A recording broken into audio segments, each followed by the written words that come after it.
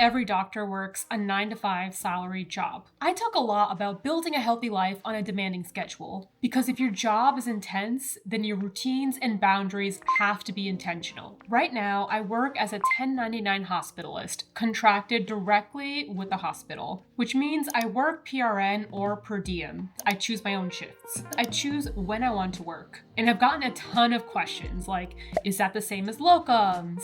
Is it per diem? How do you get paid? Do you get benefits? Is it unstable? So I'm starting this mini-series called Locums Per Diem Physician 101, which are short, practical episodes going into how it works and whether or not this is right for your lifestyle. The most confusing thing for me when I got into this was the difference between locums and per diem. The key difference here is that locums describes the job's purpose. You are filling in a position that is temporarily vacant, often due to maternity leave, someone recently left the job, or there's a surge in the hospital and they need extra hands. Whereas per diem is describing the scheduling unit. So you're picking up shifts as needed, literally by the day or by however long the shift is. And yes, since the difference is literally just semantics, these two job descriptions frequently overlap, so you could still be on a locum-style temporary assignment and still get paid by the shift. Or you could be on a PRN contract at one hospital for years and never call it locums.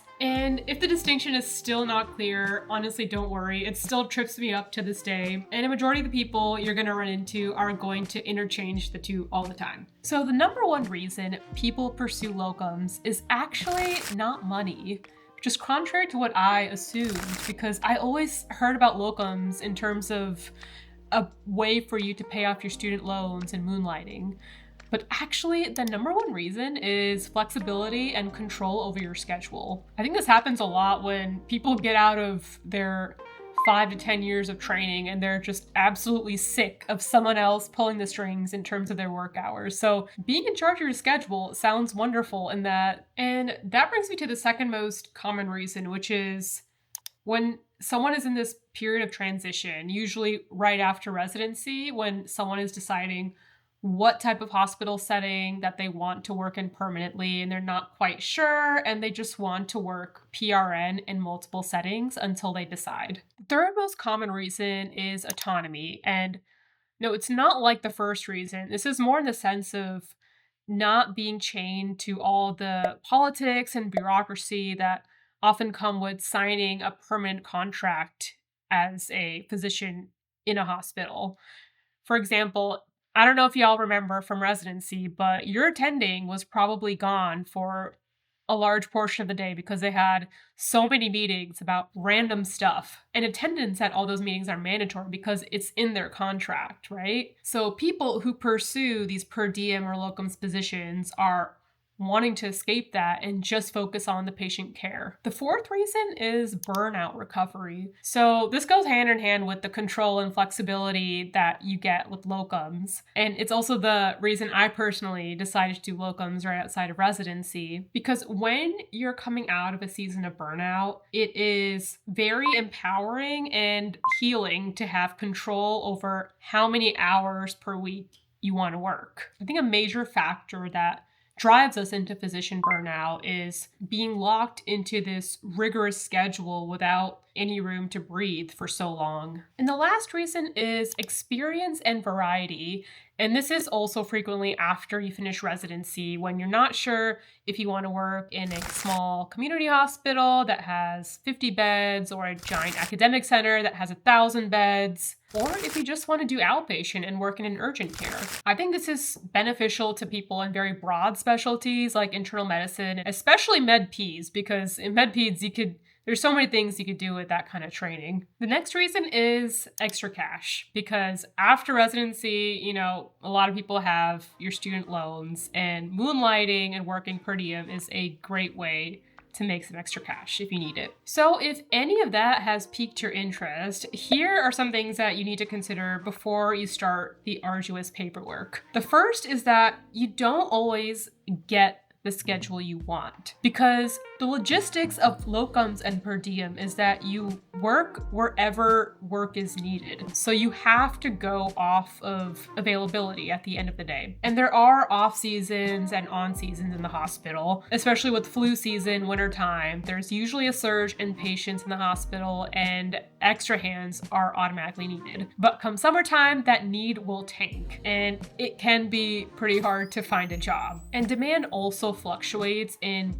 big cities where there are ample doctors available to work. So the good shifts quickly get taken and you might get left with working weekends or working nights.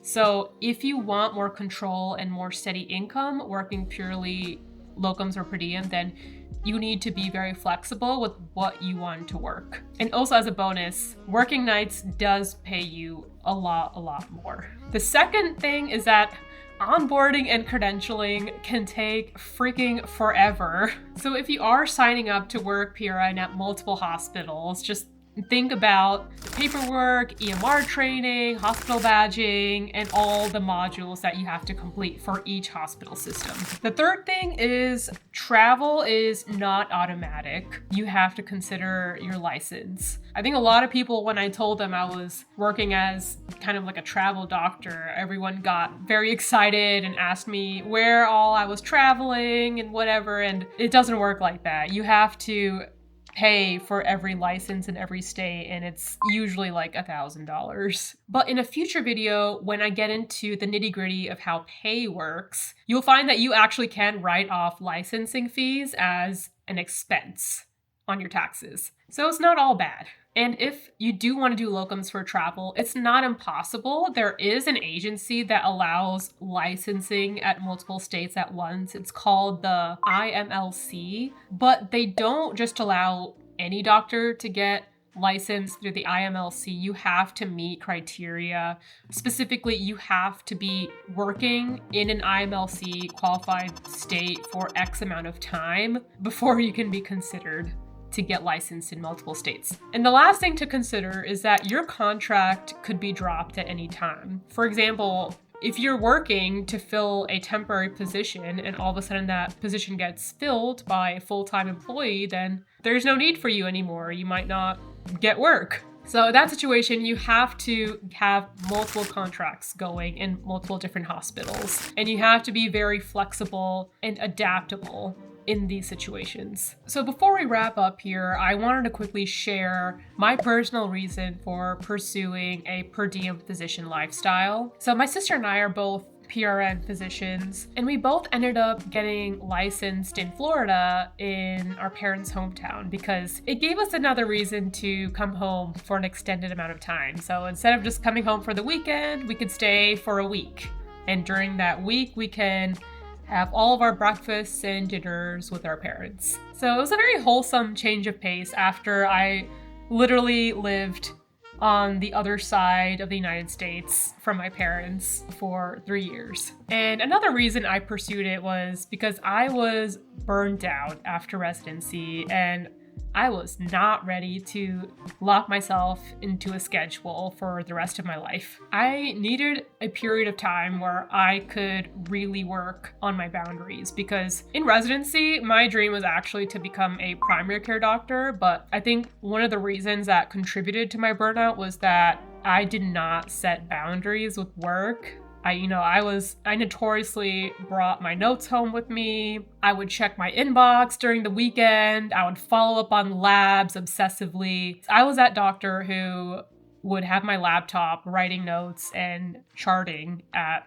9 p.m. in my bed. So working as a per diem hospitalist really helped me to, first of all, not be attached to a patient population for a period of time. And second of all, give me that power to set my own schedule. And that helped me to set boundaries for what period of times I wanted to work and what times I wanted to rest. And I do think eventually I want to go back into primary care. I love preventive medicine, but right now, this is really working for me.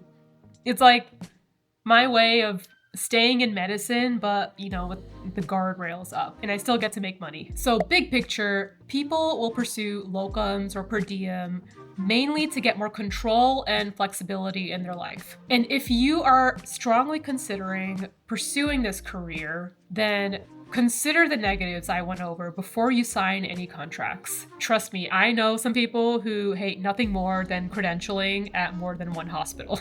And please let me know down in the comments if you had any other questions about any of the things I went over in this video. So the next, I want to say 6 to 7 videos, I'm going to go over step by step what to do after you've decided to pursue this career, getting into the nitty-gritty of finding contracts, how to reach out to hospitals, locums agencies, all of that. So feel free to drop down in the comments what you want to hear about next. And if you're also in a season of burnout, or you're just sick of being on the grind for years and years and years in medicine, you can check out the other 3/4 of my channel. I talk about how to build a balanced, healthy life with a demanding career. But otherwise, if you like that video, like and subscribe. As I said, I'm gonna make a little mini series about locums, so hit that notification bell for more videos to come over the next weeks to months. And I hope y'all have a happy and healthy rest of your day. See you in the next video.